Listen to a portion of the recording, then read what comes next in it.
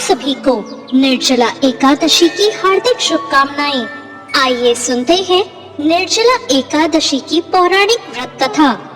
पौराणिक कथाओं के अनुसार महाभारत के संदर्भ में निर्जला एकादशी की कथा मिलती है, जो इस प्रकार है। एक बार हुआ यूं कि सभी पांडवों को धर्म, अर्थ, काम और मोक्ष प्राप्ति के लिए महर्षि वेदव्यास ने एकादशी व्रत का संकल्प करवाया। अब माता कुंती और द्रौपदी सहित सभी एकादशी का व्रत रखने लगे, लेकिन भीम खाना खाने के मामले में काफी प्रसिद्ध थे और उन्हें बहुत भूख लगा करती थी। उन्हें भूख बर्दाश्त से बाहर होती थी, इसलिए उनके लिए महीने में 2 दिन उपवास रखना बहुत कठिन था। जब पूरा परिवार उन पर व्रत रखने के लिए दबाव डालने लगा, तो वो इसकी युक्ति ढूंढने लगे कि उन्हें भूखा नहीं रहना पड़े और उपवास का पुण्य भी उन्हें मिल जाए। अब उधर पर आई इस विपत्ति का समाधान भी उन्होंने महर्षि वेदव्यास से ही जाना। भीमसेन वेदव्यास जी से बोले, परम बुद्धिमान पितामह, मेरी उत्तम बात को सुनिए। राजा युधिष्ठिर, माता कुंती, द्रौपदी, अर्जुन, नकुल और सहदेव ये सभी एकादशी को कभी पूजन नहीं करते और मुझसे भी हमेशा यही करने को कहते हैं कि भीमसेन, तुम भी एकादशी को ना खाया करो।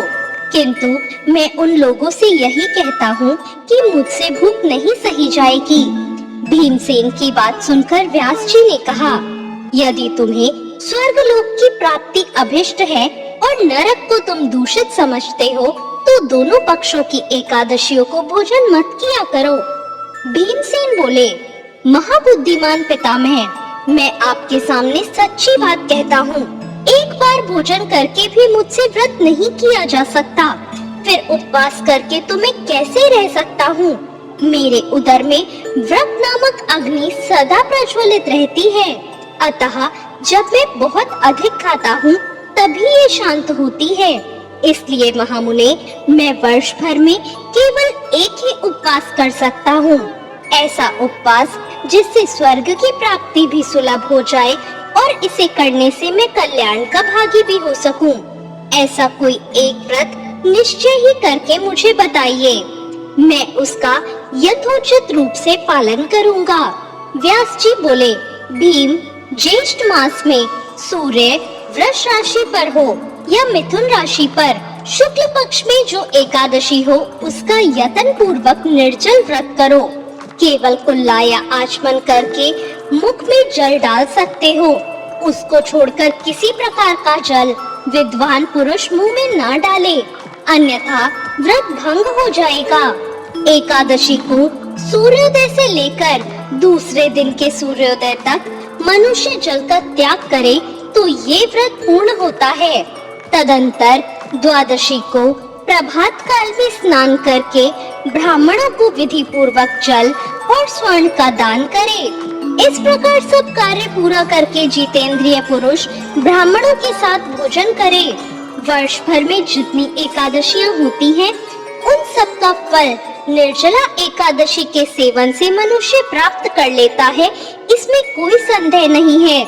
शंख, चक्र और गदा धारण करने वाले भगवान केशव ने मुझसे कहा था कि यदि मानव सबको छोड़कर एकमात्र मेरी शरण में आ जाए और एकादशी को निराहार रहे, तो वो सभी पापों से छूट जाता है। एकादशी व्रत करने वाले पुरुष के पास विशाल काय, विकराल आकृति और काले रंग वाले दंड पाशधारी भयंकर यमदूत नहीं आते। अंतकाल में पीतांबरधारी सौम्य स्वभाव वाले, हाथ में सुदर्शन चक्र धारण करने वाले और मन के समान वेगशाली विष्णुदूत आखिर इस वैष्णव पुरुष को भगवान विष्णु के धाम ले जाते हैं। अतः निर्जला एकादशी को पूर्ण यत्न करके उपवास और श्री हरि का पूजन करो। स्त्री हो या पुरुष, यदि उसने मेरु पर्वत के बराबर भी महान पाप किया हो, वो सब इस एकादशी के प्रभाव से भस्म हो जाते हैं। जो मनुष्य उस दिन जल के नियम का पालन करता है, वो पुण्य का भागी होता है। उसे एक एक पहर में कोटि कोटि स्वर्ण मुद्रा दान करने का फल प्राप्त होता है। मनुष्य निर्जला एकादशी के दिन स्नान, दान, जप, होम आदि जो कुछ भी करता है वो सब अक्षय हो जाता है। ये भगवान श्री कृष्ण का कथन है। निर्जला एकादशी को विधि पूर्वक उत्तम रीति से उपवास करके मानव वैष्णव पद को प्राप्त कर लेता है। जो मनुष्य एकादशी के दिन अन्न खाता है वो पाप का भोजन करता है। इस लोक में वो चांडाल के समान है और मरने पर उसको दुर्गति प्राप्त होती है।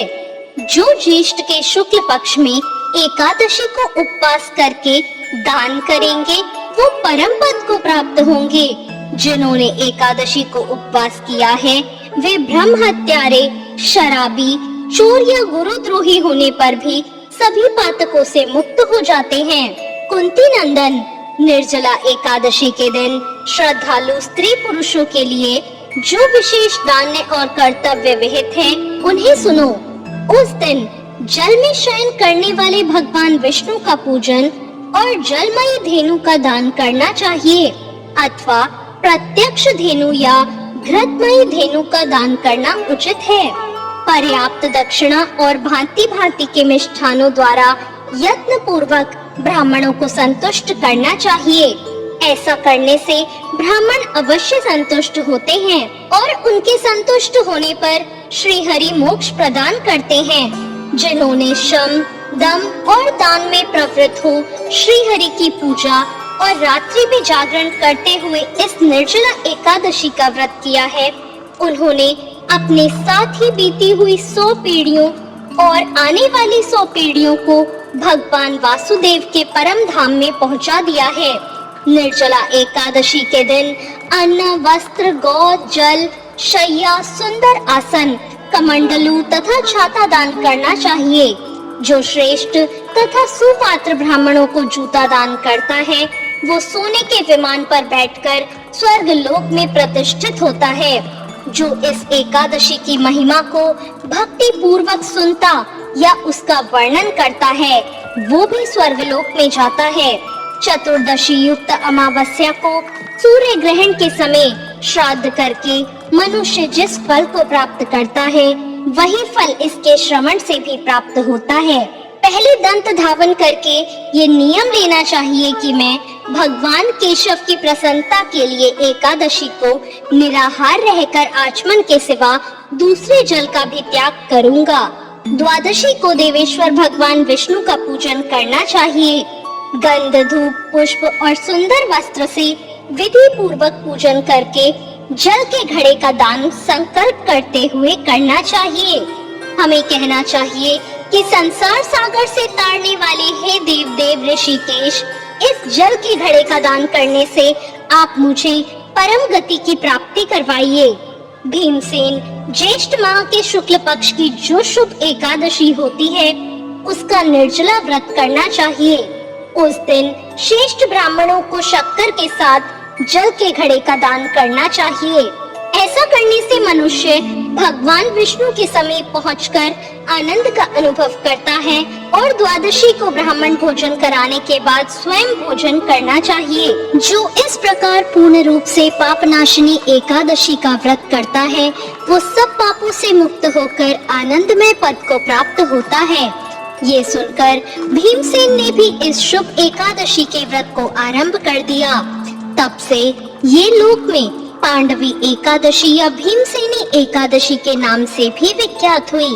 तो ये थी निर्जला एकादशी की व्रत कथा। आपको ये कथा कैसी लगी कमेंट करके जरूर बताएं। साथ